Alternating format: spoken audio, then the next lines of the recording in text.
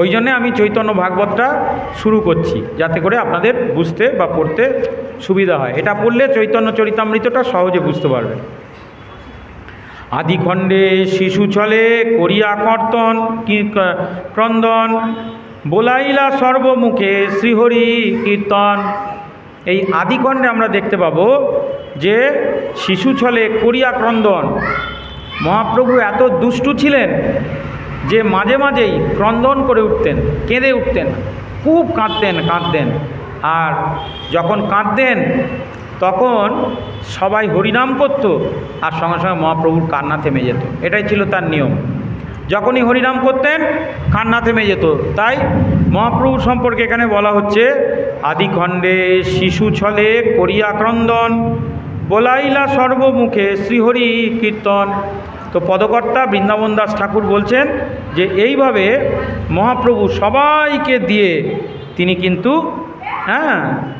নাম সংকীর্তন করিয়ে নিতেন। যে কীর্তন করতে চাইতো না, মহাপ্রভুকে দেখতে আসতো, হরিনাম করার ইচ্ছা নেই, মহাপ্রভু তাকে দেখেই কাঁদতে লাগতো, একেবারে হাও হাও করে কাঁদতে লাগতো। ভক্ত ছাড়াও অভক্তের মুখ তো দেখবে না, হাও হাও করে কাঁদতে লাগতো।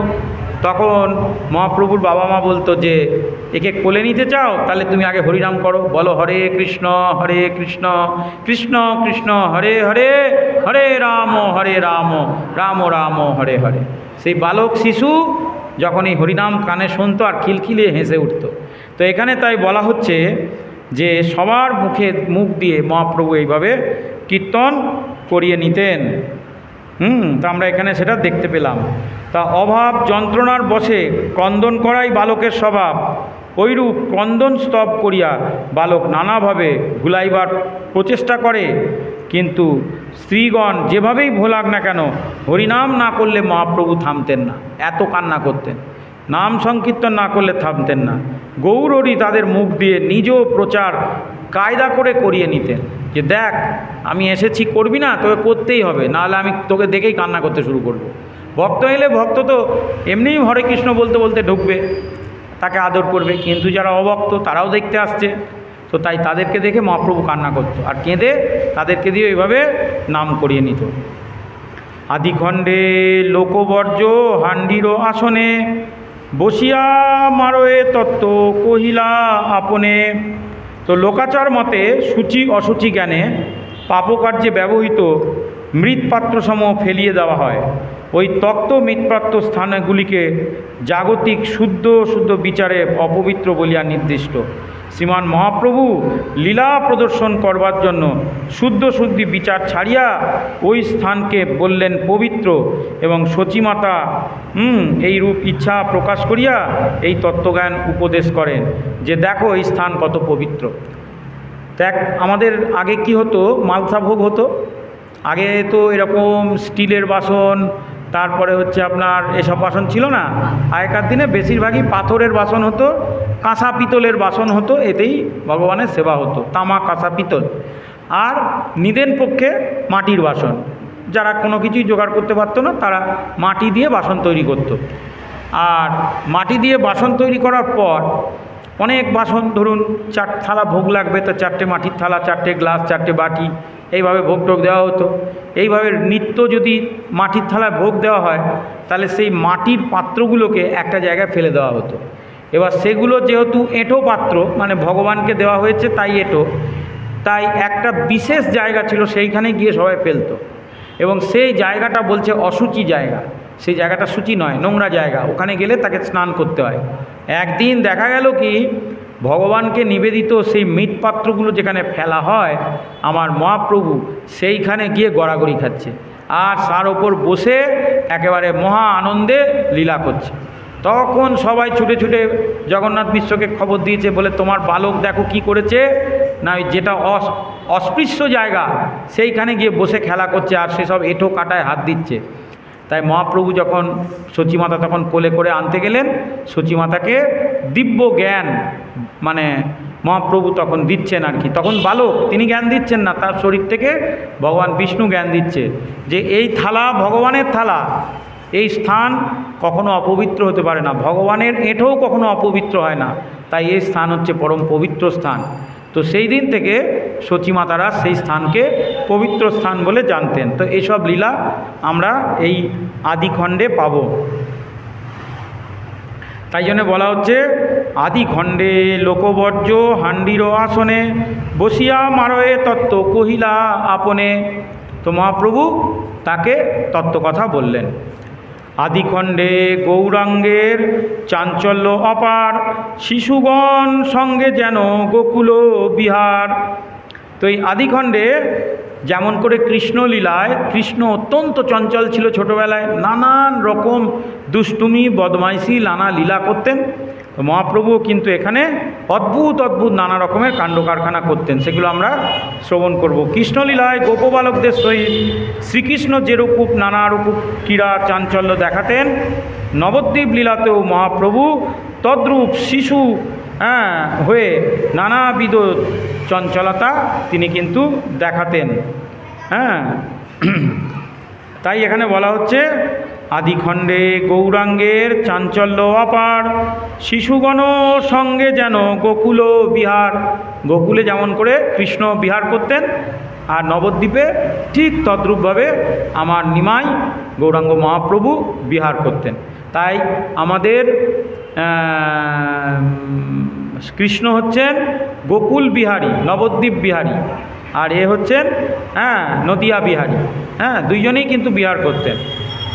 আদিখণ্ডে করিলেন আরম্ভ পড়িতে অল্প অধ্যাপক হইল সকল শাস্ত্রেতে। এই আদিখণ্ডে আমরা দেখতে পাবো যে মহাপ্রভুর কি অদ্ভুত ব্রেন, একেবারে অল্প একটু পড়াশোনা করে কিন্তু সব কিছু কিন্তু জানতে পেরে যায়। অল্প অল্প সময়ে অল্প বয়সের মধ্যেই সে নানা পাণ্ডিত্য অর্জন করতে থাকে, এই কথা আমরা এখানে শুনতে পাবো। তো পাঠ্য অবস্থায় শাস্ত্রপাঠ আরম্ভ করিয়া সর্বশাস্ত্রের সামান্য অধ্যয়নের ফলেই মহাপ্রভু বিশেষ অধ্যাপক হয়ে পড়লেন। মানে তাকে যদি কোনো টোলে ভর্তি করা হয়, যেটা পড়তে 5 বছর লাগে, 6 মাসে আমার মহাপ্রভু সে জিনিস শিখে যেতেন এবং সেখানকার অধ্যাপক হয়ে যেতেন। মানে এত বিদ্বান ছিলেন যে যিনি শিক্ষক তিনিও অবাক হয়ে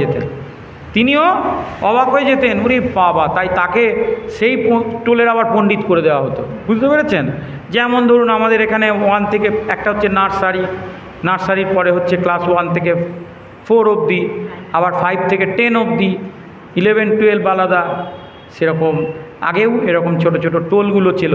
এক জায়গায় সংস্কৃত শেখানো হতো, এক জায়গায় ব্যাকরণ শেখানো হতো, এক জায়গায় পুজো পাঠ শেখানো হতো, এক জায়গায় বৈদিক শাস্ত্র শেখানো হতো, কাব্য ইত্যাদি তীর্থ এসব সব শেখানো হতো। এইদিকে মহাপ্রভু কিন্তু সেই সব জিনিসগুলো এমনভাবেই শিখতেন যেটা 4 বছর 5 বছর লাগে এক একটা টোলে ভর্তি হলে, মহাপ্রভু 6 মাসে 3 মাসে শিখে সেইখানকার আবার পণ্ডিত হয়ে যেতেন। মানে পরে যারা ঢুকতো মহাপ্রভুর পরে, তাদেরকে তিনি শিক্ষা দেওয়ার মতন ক্ষমতা অর্জন করে ফেলতেন। এত পাণ্ডিত্য ছিল আমার সেই যুগে মহাপ্রভুর। তো এখানে সেটা বর্ণনা করা হচ্ছে। পাঠ্য অবস্থায় শাস্ত্রপাঠ আরম্ভ করিয়াই সর্বশাস্ত্রের সামান্য অধ্যয়নের ফলেই তিনি বিশেষ অধ্যাপক হয়ে পড়িলেন। প্রভুর এই অলৌকিক প্রতিভা বহু অধ্যয়নের ফলে নহে, সামান্য লীলা দেখেই বুঝতে পাচ্ছেন যে ওই যে দ্রাপরে কৃষ্ণ কি করেছিলেন। তিনি কিন্তু মথুরাতে সন্দীপুনির মুনির আশ্রমে গিয়ে তো সব শিখে এসেছিলেন এর আগের লীলাতেই। তারপরে রামচন্দ্র রূপে বশিষ্ঠ মুনির আশ্রমে গিয়ে সব কিছু শিখে নিয়েছিলেন, সমস্ত কিছু তিনি সব শিখেছিলেন। তো এখন এই মহাপ্রভু রূপে যখন এসেছেন তারা তো শিখতে কিছু বাকি নেই। তা এটা তো সাধারণভাবে বলছি, এছাড়া তো তিনি তো ভগবান, তার থেকেই তো সব কিছু সৃষ্টি, দিব্য জ্ঞান তো তার অংশ। তো সুতরাং তার অজানা কিছু নেই। তো তাই জন্যে অল্পতেই তিনি হয়ে যাচ্ছেন। আদিখণ্ডে জগন্নাথ, তাই জন্য বলা হলো আদিখণ্ডে করিলেন আরম্ভ পড়িতে অল্প অধ্যাপক হইল সকল শাস্ত্রেতে। আদিখণ্ডে জগন্নাথ মিশ্র পরলোকে বিশ্বরূপ সন্ন্যাস শচীর 2 শোক। তো আমরা আদিখণ্ডে দেখতে পাবো কিছু দূর যাওয়ার পর জগন্নাথ মিশ্র তিনি পরলোক গমন করবেন। আর এই মহাপ্রভুর আগে যিনি ভাই ছিলেন, ভ্রাতা ছিলেন, সেই বিশ্বরূপ হ্যাঁ, বিশ্বরূপ, বিশ্বরূপ আর বিশ্বম্বর। বিশ্বম্বর হচ্ছেন আমার চৈতন্য মহাপ্রভু, আর তার আগের ভ্রাতার নাম হচ্ছে বিশ্বরূপ। তো সেই বিশ্বরূপের সন্ন্যাস লীলা, তিনিও সন্ন্যাস নিয়ে চলে গিয়েছিলেন। সতীমাতার 2টি শ্লোকের উপস্থিত হইল, একটি মহাপ্রভুর পিতৃবিয়োগের বরে এবং অগ্রজের সন্ন্যাস। আদিখণ্ডে বিদ্যা বিলাসের মহারম্ভ, পাষণ্ডী দেখিয়ে যেন মূর্তি করেন দম্ভ। এইদিকে পরবর্তীকালে মহাপ্রভু তখন নিমাই পণ্ডিত হয়ে গেছেন। নিমাই পণ্ডিত, সাধারণ ব্যক্তি নয়, নিমাই পণ্ডিত, পণ্ডিত মহাশয়। তো তাই যখন দেখতেন যে কোনো দাম্ভিক ব্যক্তি পড়াশোনা বেশি করলে, তারপরে পাণ্ডিত্য অর্জন করলে তো মানুষের মধ্যে একটা অহংকার চলে আসে, তারপরে সেই যদি আবার ব্রাহ্মণ হয় আরও অহংকার। তো মহাপ্রভু এইরকম বেছে বেছে খুঁজে বার করতেন, আর বার করে তাদেরকে তর্কযুদ্ধ করতেন। কী প্রকারের তর্কযুদ্ধ? ধরুন সেই ব্রাহ্মণটি মহাপণ্ডিত, তিনি ভগবানকে ভালোবাসেন, ভগবানকে জানেন, ভগবানকে বিশ্বাস করেন। মহাপ্রভু তাকে তর্কে হারাবে বলে তিনি বলতেন যে ভগবান বলে কিছু নেই, আসো তোমার সঙ্গে তর্ক করে শাস্ত্র থেকেই প্রমাণ দিয়ে দিচ্ছি। শাস্ত্র খুলে তার সঙ্গে তর্কযুদ্ধ তাকে প্রমাণ করে দিতেন যে ভগবান বলে আদৌ কিছু নেই। সে তো অবাক হয়ে যেত তার বিদ্যা দেখে। আবার উল্টোটাও হতে পারে, যে ব্যক্তি মনে করে যে ভগবান বলে আদৌ আছে, ভগবান হচ্ছেন সর্বময় বিভু, হ্যাঁ, মানে ভগবান বলে আদৌ কিছু নেই, যিনি মনে করেন, ভগবানে বিশ্বাস করেন না, মহাপ্রভু তাকে আবার উল্টে শেখায় যে দেখো ভগবান বলে এই হচ্ছে ভগবান, ভগবানের প্রকাশ। বহু শাস্ত্রে এইসব কথা লেখা আছে। তাহলে যে এমনই পণ্ডিত ছিলেন যে যিনি ভগবানকে মানতেন, তাকে না মানিয়ে ছাড়তেন, বলতেন ভগবান বলে কিছু নেই। আর যিনি ভগবানকে মানতেন না, তাকে মানিয়েই ছাড়তেন যে এই হচ্ছে আমার ভগবানের প্রকাশ। মানে বুঝতে পেরেছেন, মানে এতই তার পাণ্ডিত্য।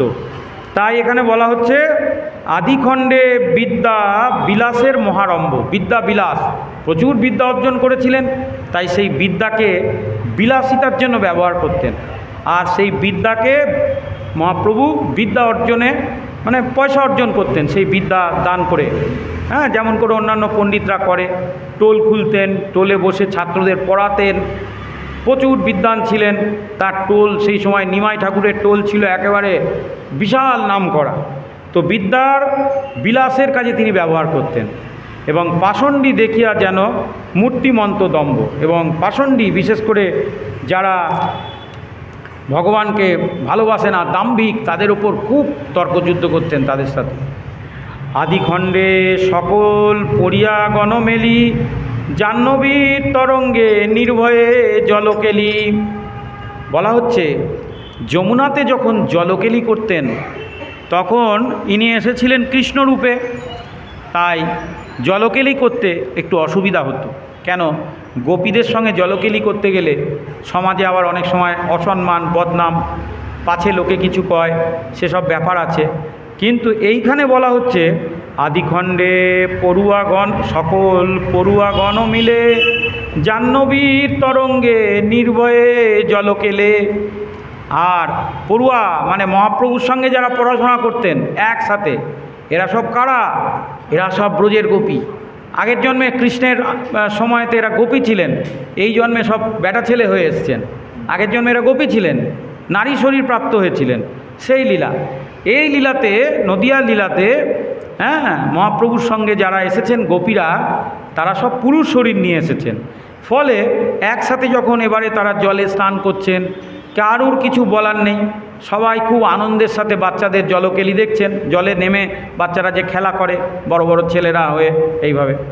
তো তাই বলছেন আদিখণ্ডে সকল পড়ুয়াগণ মেলি, জাহ্নবী তরঙ্গে নির্ভয়ে জলকেলি।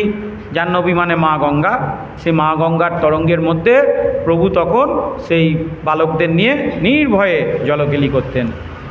আদিখণ্ডে গৌরাঙ্গের সর্বশাস্ত্রে জয়, ত্রিভুবনে হেন যে ত্রিভুবনে হেন নাহি যে সন্মুখে হয়। তো আদিখণ্ডে আমরা দেখতে পাবো যে মহাপ্রভুর সামনে আর কেউ দাঁড়াতে পারছে না, এত পণ্ডিত্য, এত পাণ্ডিত্য মহাপ্রভুর, তার সামনে কেউ দাঁড়াতে পারছে না, হেন নাহি হয়, যে গোটা ত্রিভুবনে এই রকম বড় পণ্ডিত আর কোথাও নেই।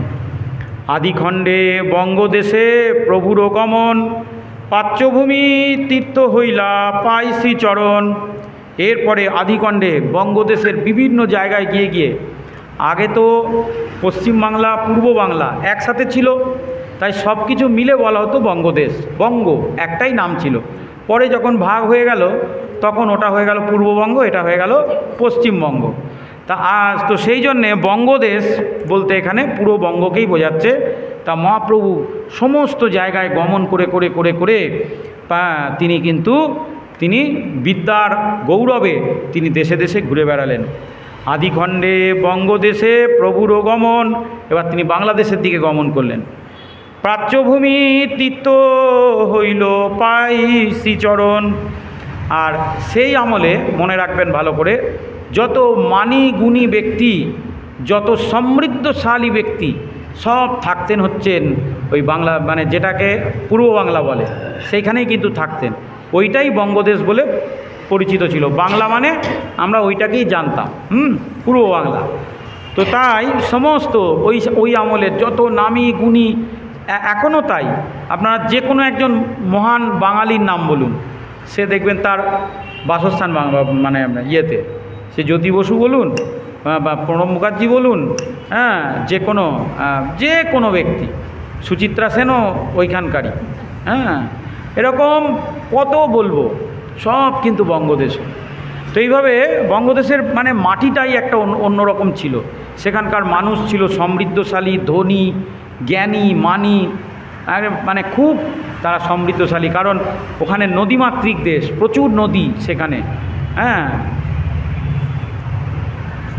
আদিখণ্ডে পূর্ব পরিগ্রহের অভিজয়, শেষ রাজ পণ্ডিতের কন্যা পরিণয়। তো তারপরে ওই আদিখণ্ডে আমরা দেখতে পাবো মহাপ্রভুর প্রথম বিবাহ। আদিখণ্ডে বায়ু দেহ মান্দ করিছল, প্রকাশিলা প্রেম ভক্তি বিকারও সফল। তো বিবাহের পর কিছুদিন তিনি প্রেমলীলা বিলাস করলেন। এইগুলো সব আমরা আদিখণ্ডে গিয়ে দেখতে পাবো। আদিখণ্ডে সকল ভক্তের শক্তি দিয়া, আপনে ভ্রমেন মহাপণ্ডিত হইয়া। তো মহাপণ্ডিত হয়ে তিনি ঘুরে বেড়াচ্ছেন। আদিখণ্ডে দিব্য পরিধান দিব্য সুখ, আনন্দে ভাসেন শচী দেখি চন্দ্রমুখ। ছেলের বিয়ে দিয়েছেন, ছেলের অপূর্ব সুন্দর সেই সংসার দেখে কিন্তু শচীমাতা খুব গর্বিত, চারিদিকে শচীমাতা আনন্দে রয়েছেন। আদিখণ্ডে গৌরাঙ্গের দিগ্বিজয়ী জয়, শেষে করিলেন তার সর্ববন্ধ ক্ষয়। জয় জয় শ্রী শ্রী চৈতন্য মহাপ্রভু কি। তো এইভাবে আদিখণ্ডে আমরা দেখতে পাচ্ছি সব দিকে তার জয় হচ্ছে, যেদিকে যাচ্ছেন মহাপ্রভু একেবারে সব দিকে জয় জয়কার। এবং লাস্টে সর্বপাপ একটা জায়গায় গিয়ে আদিখণ্ডে আমরা দেখতে পাবো সব পাপ তিনি ক্ষয় করাচ্ছেন। আদিখণ্ডে সকল ভক্তের মোহ দিয়া, সেইখানে বলে প্রভু সবারে ভাঙিয়া। আদিখণ্ডে গয়া গেলা বিশ্বম্ভর রায়, ঈশ্বর পুরীরে কৃপা করিল তথায়। এই আদিখণ্ডেই আমরা দেখতে পাবো মহাপ্রভু কি করলেন না, গয়ায় গেলেন। গয়ায় গেলেন কেন? পিতার পিণ্ডদান করবার উদ্দেশ্যে। পিতা বহুদিন আগে তখন দেহ রেখেছেন, মা আছেন, কিন্তু তা সত্ত্বেও মহাপ্রভু গিয়ে পিণ্ডদান করে এসছেন পিতার। অনেকে আমাকে প্রশ্ন করে যে আচ্ছা প্রভু, যদি বাবা বেঁচে থাকে মায়ের পিণ্ড দেওয়া যাবে, বা মা যদি বেঁচে থাকে বাবার পিণ্ড দেওয়া যাবে? কেউ একজন বেঁচে থাকলে কি দেওয়া যায়? এর উত্তর হচ্ছে হ্যাঁ। এর উত্তর হচ্ছে কি না হ্যাঁ, তার কারণ হচ্ছে মহাপ্রভু স্বয়ং দেখিয়ে গেছেন। পিতা জগন্নাথ মিশ্র বহু আগে দেহ রেখেছেন, কিন্তু মাতা জীবিত ছিলেন। তো সেই অবস্থাতেই কিন্তু পিতার পিণ্ডদান করতে কিন্তু মহাপ্রভু গিয়েছিলেন। তাহলে শাস্ত্রের আচরণ আছে। ভগবান চৈতন্য মহাপ্রভু যদি করেন তাহলে নিশ্চয় সেটাই শাস্ত্র। তো তাই যারা বলেন যে হয় না, তারা ঠিক জানেন না। শাস্ত্রে আছে, হয়, থাকলেও বাবা থাকতে বা মা থাকতেও এটা করা যায়। কারণ এটা যত তাড়াতাড়ি সম্ভব করে দেওয়াই ভালো। 1 বছর পরেই গয়ায় গিয়ে তার পূর্ণ মুক্তির উদ্দেশ্যে পিণ্ডদান করে দেওয়া উচিত। তো তাই এই চৈতন্য মহাপ্রভু যখন পিতার মুক্তির উদ্দেশ্যে পিণ্ডদান করতে গিয়েছিলেন, ঈশ্বর পুরীরে কৃপা করিলা যথায়, সেখানে গিয়ে তিনি ঈশ্বর পুরীকে কৃপা করলেন। এইভাবে এখানে বর্ণনা করা হলো। আসলে মহাপ্রভু তো ভগবান, তিনি ঈশ্বর পুরীর কাছ থেকে নাম নিয়ে তাকে সমৃদ্ধ করেছেন। কী হলো? তো তিনি ঈশ্বর পুরীর থেকে নাম নিয়ে তাকে সমৃদ্ধ করেছেন, উল্টে তাকে কৃপা করেছেন। হ্যাঁ, এইটা এখানে এইভাবে বলা হলো। আদিকণ্ডে আছে কত অনন্ত বিলাস, কিছু শেষে বর্ণিবেন মহামুনি ব্যাস। তো এইভাবে আদিখণ্ডে আমরা মহাপ্রভুর অনেক কিছুই দেখতে পাবো। তো সেই মহামুনি ব্যাস পরবর্তীকালে সেগুলো আবার বর্ণনা করবেন। মহামুনি ব্যাস মানে আপনারা সকলেই জানেন, এই গ্রন্থের রচয়িতা হচ্ছেন স্বয়ং বৃন্দাবন দাস ঠাকুর। আর বৃন্দাবন দাস ঠাকুরকে আমরা বলছি ব্যাসদেবের অবতার, তিনি ছিলেন ব্যাসদেবের অবতার। তো এই অবধি বর্ণনা করার পর বলা হলো যে আদিখণ্ডে আরও অনেক কথা মহামুনি ব্যাসদেব বর্ণনা করবেন। তো আজকে আমাদের বর্ণনাও এখানে বিরাম হলো। আবার আগামী দিনে যদি গুরু কৃপা হয় আমরা এরপর থেকে শ্রবণ করব। জয় জয় শ্রী শ্রী চৈতন্য ভাগবত কি।